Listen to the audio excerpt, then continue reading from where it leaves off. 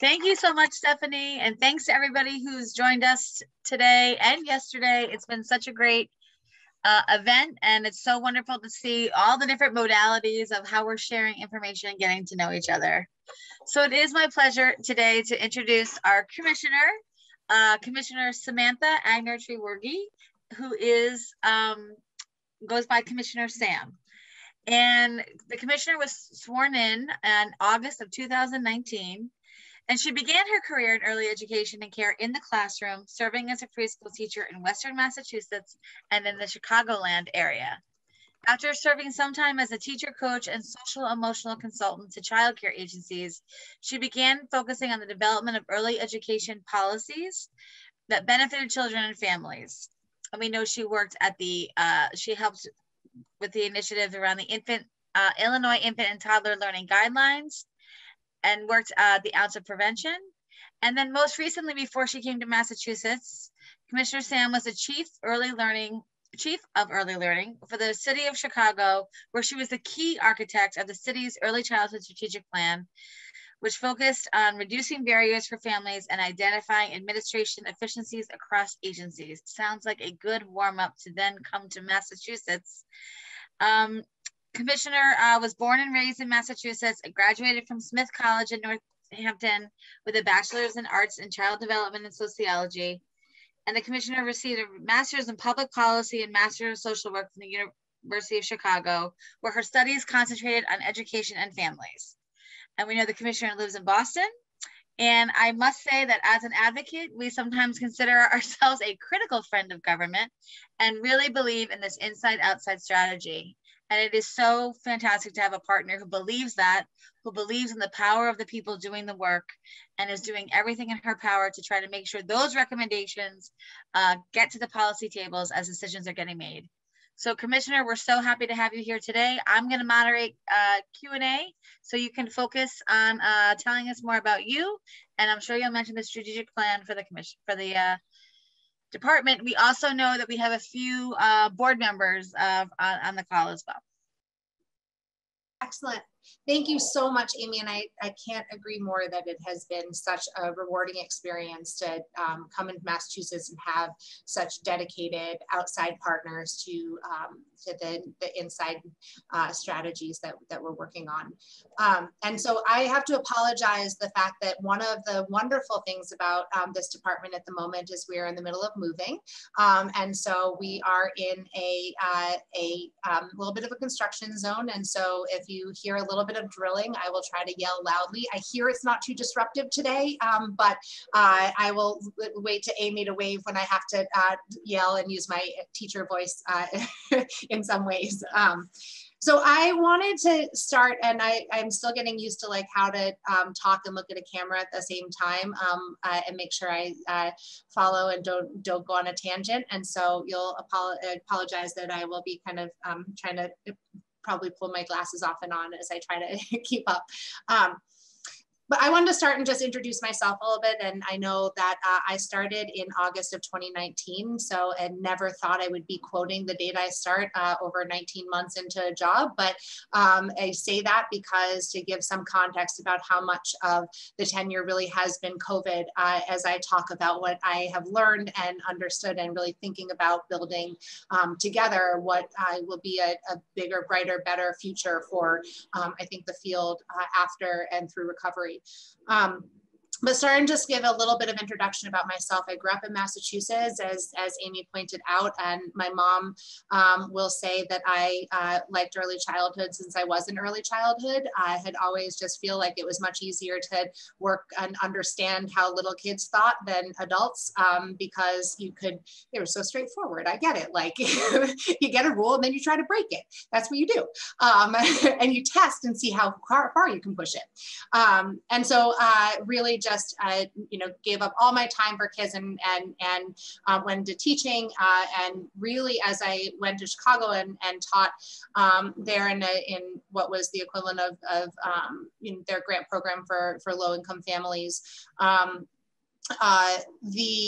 really started to realize that my patience was not suited for the classroom. And interestingly enough, not suited for the classroom, not because I am not patient with children, but because I was so frustrated of seeing the same systemic barriers over and over and over again with the families I was grappling with. And that that drove me to policy and to understanding how and where we needed to really think about eliminating those barriers at a bigger level. And that while I could be patient and working with kids, I was not patient in working with the system, and that my personality was much better suited to what I called in Chicago, the shoulder in, pushing bureaucracy forward every day, and relentlessly keeping the perspective of children and families in what we do and how we implement what we know can work.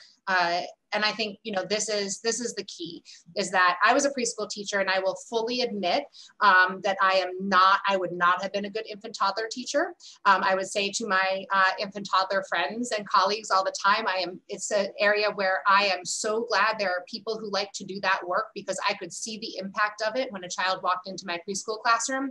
But it takes a very special person to see the power of talking to a child diaper change after diaper change after diaper change. And so, but that is the key, right? Is that we can see the achievement gap in anyone who's been in early childhood working with children in sort of a group setting, can see the achievement gap as early as 18 months. You can see the impact of those early experiences build up on each other from day one. And even the Mayor Emanuel used to say to me, like, early childhood begins within days of birth. And I was like, can we just say birth or before birth? Like, we got it.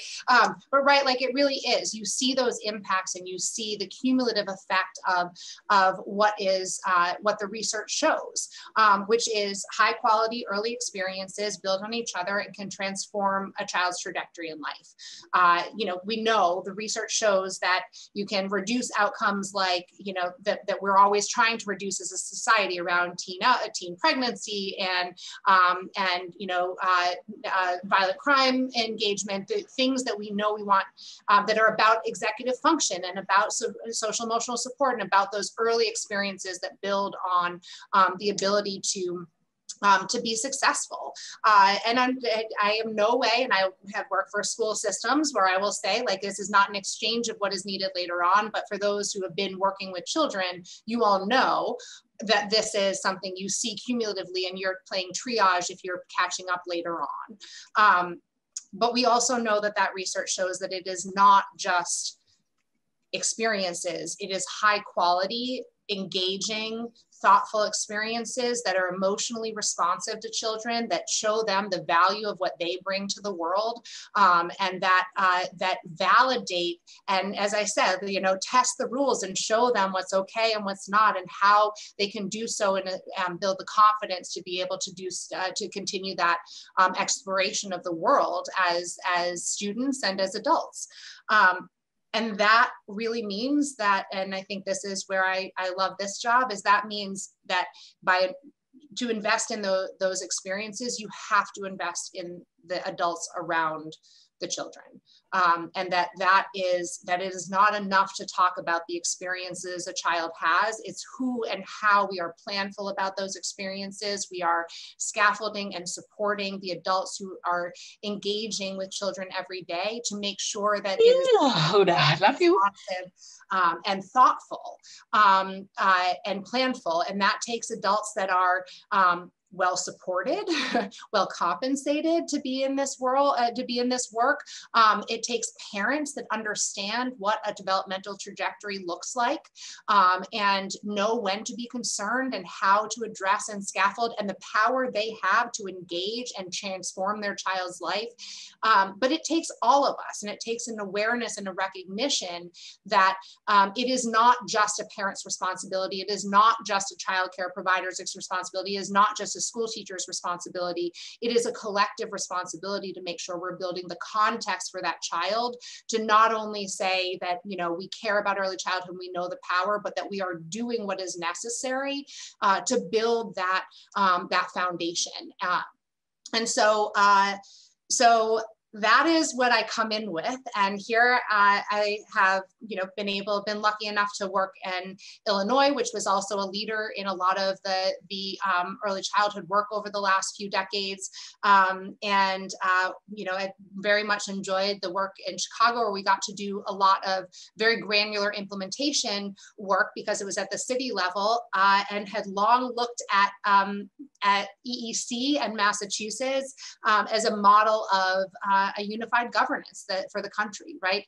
Massachusetts was, I can now claim, I would say before I got here, one of the first, because I know there's some debate, we are the first governance model that I know many of you were involved in and helped fight for, really trying to learn from.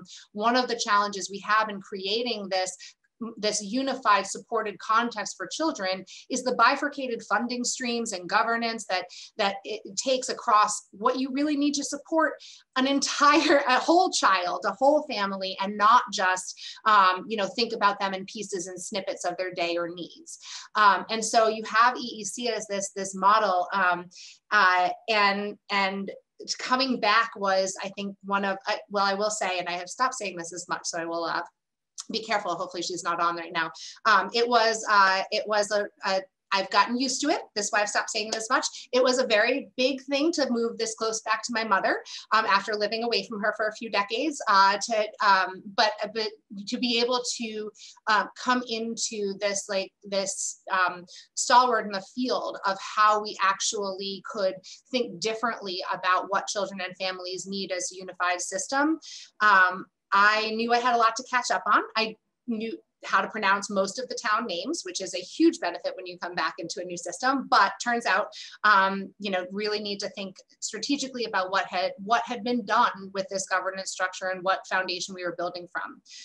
So I did spend, as Amy alluded to, and I'm gonna switch to, but did spend the first 6 months really just back and forth everywhere that would have me. And back when we were allowed to be in person, anyone who would invite me, Eli, who is the consultant who came on to help us, would say, people need to stop talking to Sam because she'll stay until the last person says the last word and then probably say something after. And so really just to kind of learn and listen and understand what this longstanding leadership in the country really looked like on the ground in Massachusetts, and what kind of expertise and assets we were thinking, and what I could bring as to a thought of what the next phase of EEC's work would be.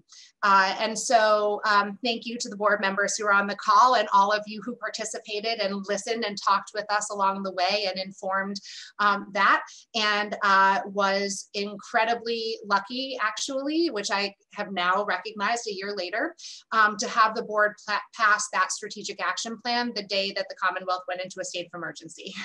And for those board members on the call, I don't remember if you remember that board meeting, but I do, because I was like, I don't know what a state of emergency means, but can we just agree that this is where we should go regardless of that?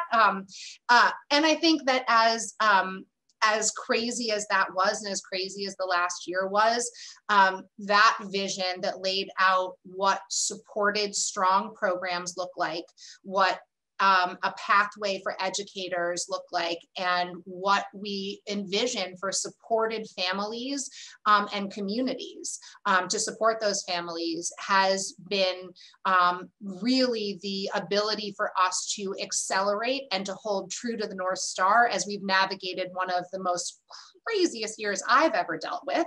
And I think that probably holds true to many people on this listening and participating today. And so I think that as we look through this, I wanted to just be able to touch on a couple of the areas, and then I know open it up to question and answer too, around what this looks like in terms of what we want to do with the strategic plan, but also what we've learned in COVID-19, and how that will inform, and I think give us the opportunity to accelerate a lot of the systems developments that are absolutely critical for us to be building back in a way that is stronger aware, is more responsive to families' needs, and is not done so on the backs of a passionate field willing to show up every day, but is done so with the kind of adequate rewards for that field, for the power of the work that they do. So looking really quickly at what that what that entails, and I know it's in the chat, so I will not read you the strategic plan. But what we did try to do is orient our work around those in the field that are reliant on EEC functions to thrive. So looking at the programs that we license and support and fund in various ways to really think about stability, operational models that fuel connections and support for families who are engaged in those programs, whether they be really in this case, thinking a lot about childcare programs that are over 85% of our budget supports childcare programs. But we know that it's a fragile field, tenuously supported and expected to serve every need a family has. And we need to be able to think about how we connect our programs of out-of-home care with the services that families need seamlessly. So there is no wrong door. And so there is no, that we can alleviate the feeling that every individual provider is on their own. But also, that's great. We think about quality, we think about stability, and we think about the comprehensive services for our providers. But that only works if we have a pipeline of qualified educators and professionals willing to participate and be and thrive in this field. And so thinking for us around how we look at the systems, not only for programs, but that pipeline of professionals who come in and out of different roles. You may be a childcare provider or a childcare teacher, maybe a home visitor, maybe you're a family childcare provider. So how do we show that that is an increasing competency in working with families, in working with children, and and we don't make you start over every time, because that variety of experiences is so fundamental for the kind of responsive engagement we want for children and families. And you learn so much, whether you're a home visitor and you go into the home and you learn about that, and then you're dealing with families who come into your classroom. It's all emerging and growing and expertise that we need to reflect and honor in our field if we're also going to be able to fight for the compensation that they deserve. Finally, the other thing I really want to highlight about our strategic plan is our orientation towards children, youth, and families, and really thinking about them as stakeholders. But I think what's unique about this is not necessarily as direct engagement with EEC, because there's millions of families out there, and we would become backlogged very quickly if every one of them need to talk to us directly. However, it is our job to make sure, going back to the passion around making sure there is knowledge about what exists and how children learn and grow, that we need parents to have affordable, accessible access to whatever programs they need to thrive. And that takes thriving communities that are aware and understand the developmental trajectory of a child. Because what I say is, like, people should not call me or anyone at EEC if they have a concern about their child's development. But what I want to make sure is when I run into my friend on the bus and I say, yeah, my kid's doing this thing, what I don't want my friend to say is, don't worry about it, they'll grow out of it, right? I would love them to say, have you talked to your pediatrician? Or, have you, I hear there's screenings at the library, you can try that, right? Like, we want the people to feel like this is the most precious time of life, and that it is all of our job to make sure children have the resources, and that takes families that are knowledgeable and understanding, and communities that can be the trusted sources for those families to turn to with at least enough accurate information to point them in the right direction. And so I really think, as we think about children, youth, and families, it's about looking at making sure our programs are accessible and affordable and there's no wrong door, and making sure that we have a clear understanding of what what children should know and be able to do over the course of their early years and grades, to be able to have a conversation about supporting families wherever they turn for support. So I will end with one thing and turn it over to Amy so I can answer actual questions that you all may have. but I think what we learned in COVID, I just want to touch on just a couple bullet points on that.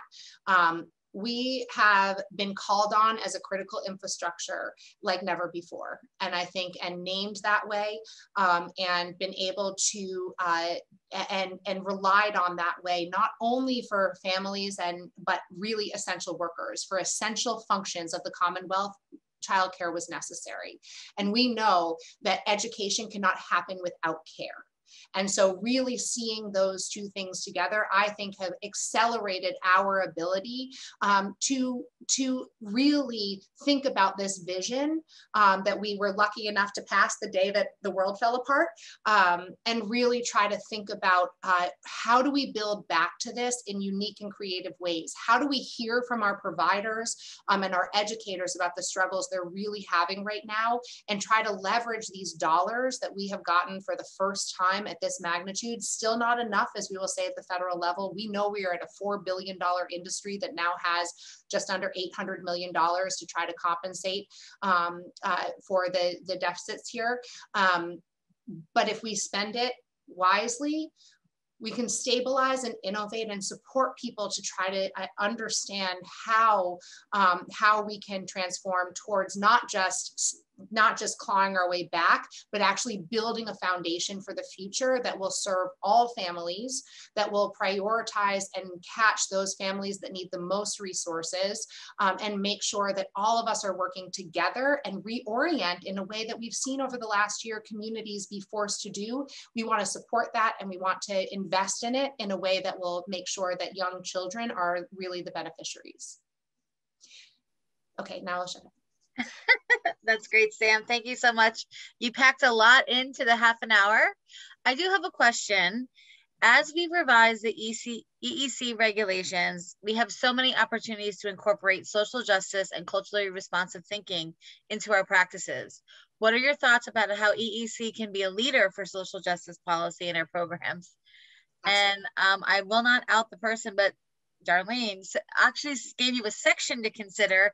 Can we look at a section like 7.061C and include a regulation that requires diverse books and materials in classrooms?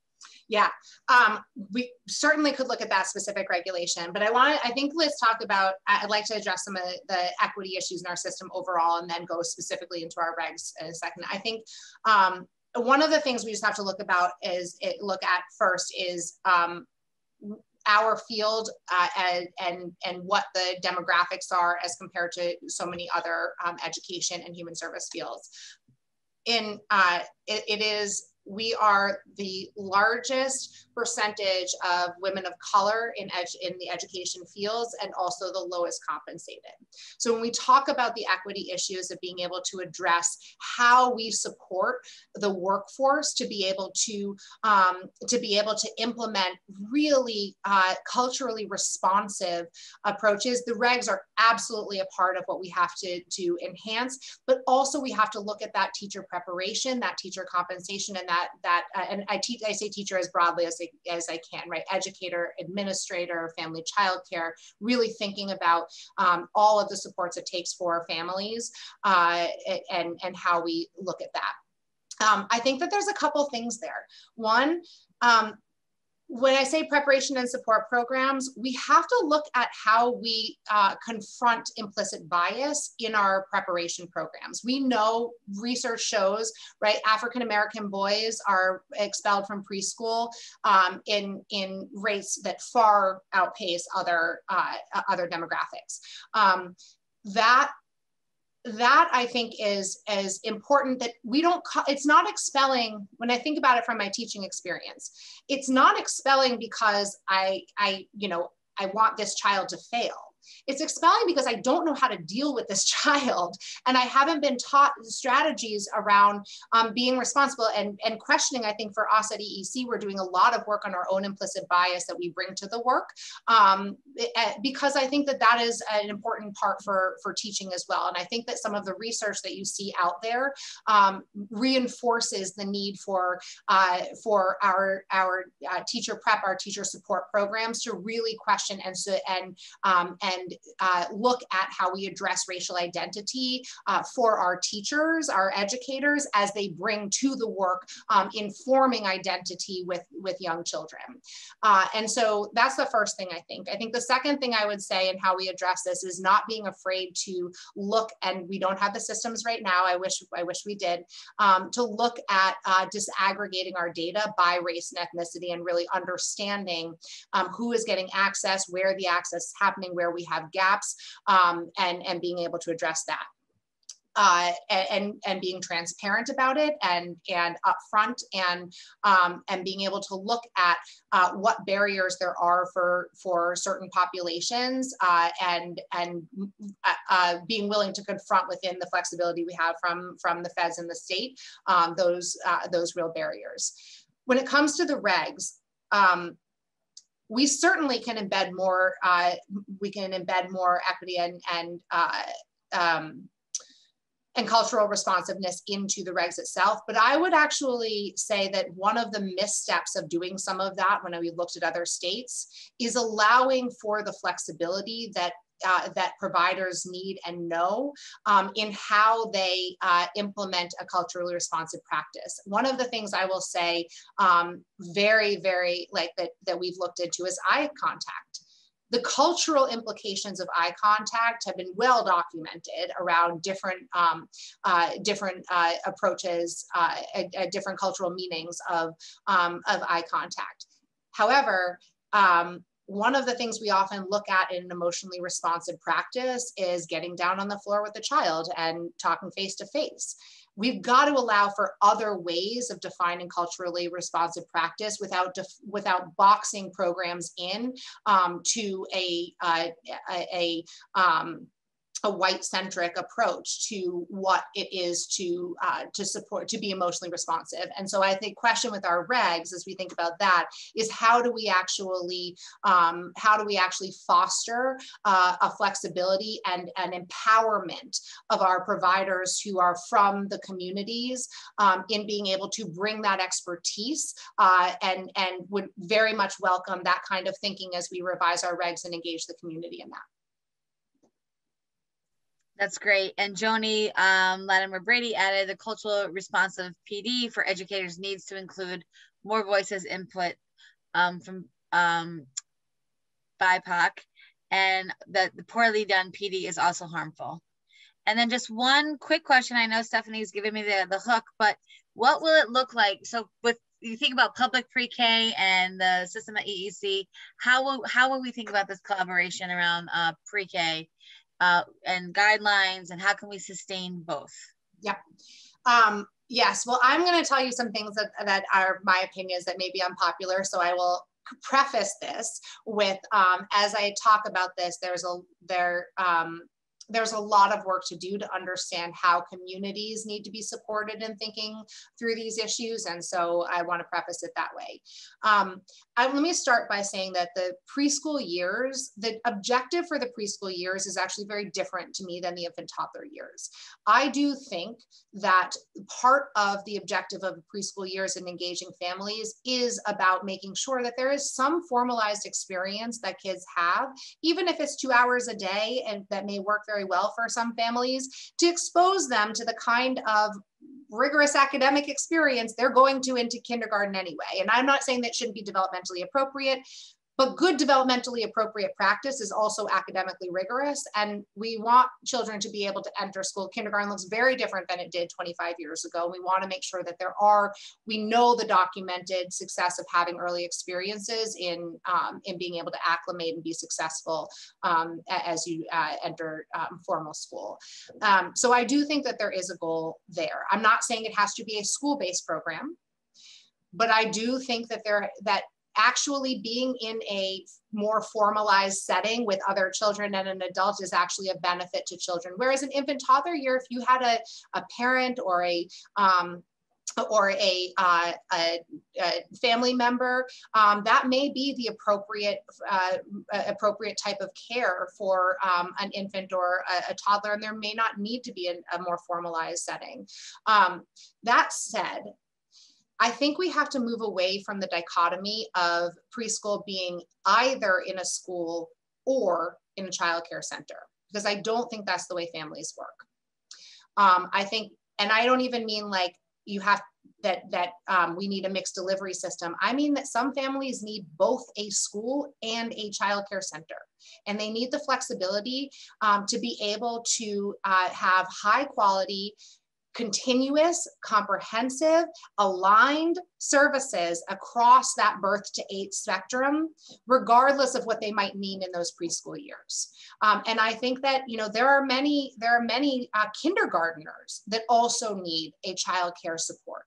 There are many first graders that also need a child care support. And so I think that we need to allow families the real flexibility to be able to figure out what they need with some common objectives. We want your child to have some of those formal experiences. That said, one other thing, the real challenge is that when you look at the impact of that on our childcare system, is if we don't think about this intentionally, if we don't think about the parts of the system that are reliant on the current funding structures, we will decimate so much more of our system than we will benefit parents in those 2 years of life, or 2 years, yeah, those 2 years. 3 and 4 year olds.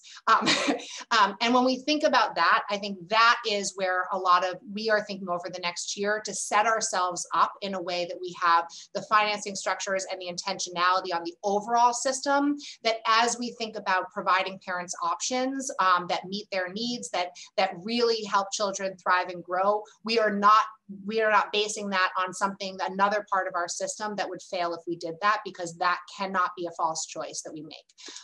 And so I would say that point is that I believe strongly in all of the first 8 years of life, and I believe as seamlessly as we can create for every unique family need, and the unique, you know, if you have a 4th grader and a preschooler, that's going to look very different than if you have an infant and a preschooler. And your needs, we have to build a system that can be responsive to that variety of needs, so that families can really thrive and support their children with everything that we know they can use. Well, Commissioner, I want to thank you for your comments and also for the great questions from the group. And we know that we can catch you live on Zoom at board meetings, at many of the engagement sessions. We'll make sure to include the link around the strategic plan and the engagement. I know you just did a bunch of engagement, and we'll be continuing to do that. So, you know, on behalf of everyone here today, thank you so much for your leadership, for your accessibility and approachability, and really your strong belief that we are going to get through this and that we can do it together. So thank you. Thank you all for having me and for entertaining my comments that probably lasted longer than you intended, and Stephanie in particular. And have a really great rest of the day. Thank you so much. I also want to just say a special thank you, because my policy experience in the early childhood sort of systems building world started in the Office of Child Care for the federal government. So I am a huge believer around sort of the child care system and how it touches every aspect of our learning, not just early learning, but also that elementary school learning, et cetera. So I'm just so glad to have you represented here in this space and be able to bring that perspective.